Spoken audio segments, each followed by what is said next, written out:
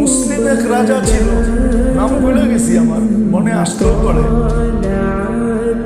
ওনার জমানায় দুর্ভিক্ষ শুরু হয়েছে। দুর্ভিক্ষ হওয়ার কারণে উনি চিঠি লিখতেছে সমস্ত গভর্নরদের কাছে যে ভান্ডারের খানা পাবলিককে দিতে থাকো। কিন্তু ভান্ডার কয়দিন চলে? রাজার বলাও তো একদিন শেষ হয়। রাত্রে বাদশা চিন্তা করতেছে, আর খাদেমে পাও টিপতেছে, বলতেছে যাবো না, আপনি এমন করেন কেন? বলছে ঘুম আসে না রে, পুরো রাজ্যে দুর্ভিক্ষ চলতেছে, গোলার খাওয়া জানি কখন ফুরায়া যায়, কি জানি ঘটে।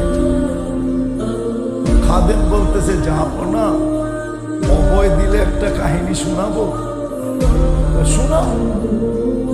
তখন এই কিচ্ছা শোনাইছে যে শিয়াল একদিন সফরে যেতেছিল, শিয়াল নিয়ে আর কি, তার কাছে ছোট বাচ্চা ছিল, বাচ্চা নিয়ে সফরে যায় কি করে?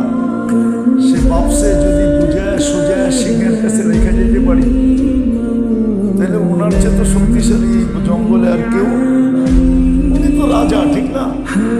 যা বলছে যে আমি যদি আপনার কাছে রেখে যেতাম, তাহলে নিজেকে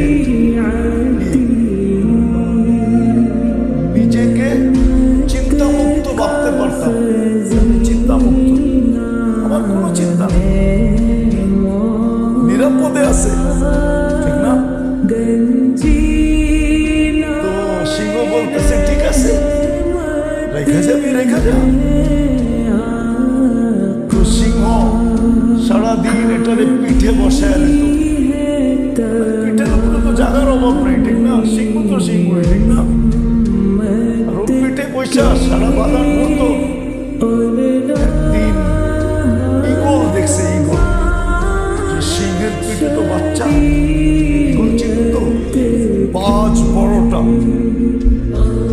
আর ও যখন ছো মারে, ঘন্টায় গতি কত থাকে জানেন? 300 কিলোমিটার ওর গতি থাকে যখন ছো মারে। 300 কিলোমিটার। একটাই প্রাণী, আমাদের পাতার জোরে আইলে চোখ বন্ধ করতে হয়, নাহলে পানি আয়া যায়, ঠিক না? 120 কিলোমিটারে গাড়ি চলো, আপনি জানলা খুলে বয়ে থাকতে পারবেন?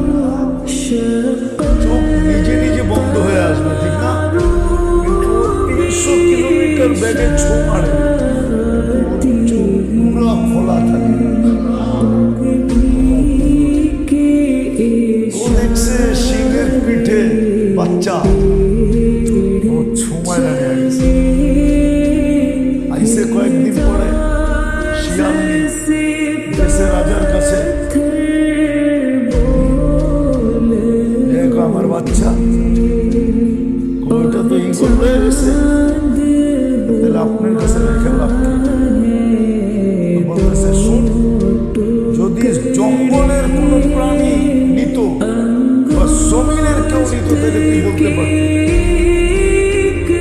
তাইলে আমি দেখা দিতাম আমার ভিতরে কি আছে। না জঙ্গলের কেউ নিছে, না জমিনের কেউ নিছে, এটা তো আকাশের থেকে এসে নিয়ে গেছে, আমি কি করবো বল? বাদশা বুঝা ফেলছে, বাদশা বুঝা ফেলছে যে দুর্ভিক্ষ তো জমিনের না, তুমি ভান্ডার দিয়ে কি করবা? দুর্ভিক্ষ তো ওইখানের। বাদশাও জ্ঞানী ছিল, সর পিসা যায় নামাজ, উজু করে আইসা যায় নামাজে পড়ছে, এক কান্না দিছে, সকালে বৃষ্টি আর বৃষ্টি, সকালে বৃষ্টি আর বৃষ্টি আর। সালাউদ্দিন আইয়ুবী যখন বাইতুল মুকাদ্দাস শাসন ফাতা করে, একবারে দ্বার প্রান্তে পৌঁছে গেছে, ফাতার দ্বার প্রান্তে। সালাউদ্দিন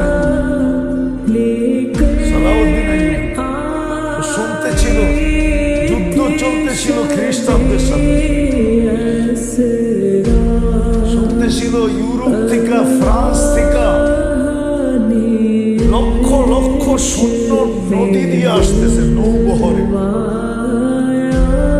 খবর তো পাওয়া গেছে সালাউদ্দিন রাত্রে যায় মসজিদে ঢুকে গেছে। সারা রাত্র সেজদায় কাঁদছে। সকালবেলা যখন বাহির হইতেছিল মসজিদ থেকে ফজর পড়া, একটু নাম বলে গেছি ওই জমানার বহুত বড় আল্লাহওয়ালা, ওই জমানার বহুত বড় আল্লাহওয়ালা। সালাউদ্দিনকে দরজায় দেখা